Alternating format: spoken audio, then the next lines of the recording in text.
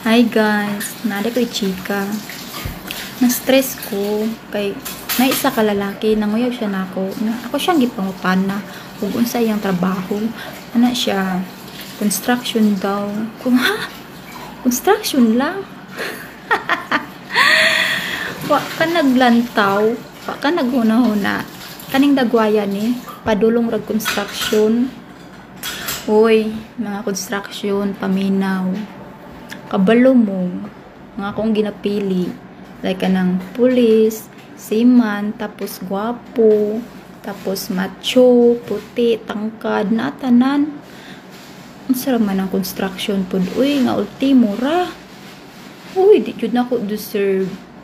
Busa kamong mga construction ayaw pagtuga-tuga manguyab nako kay ako lahi akong gipangita kanang level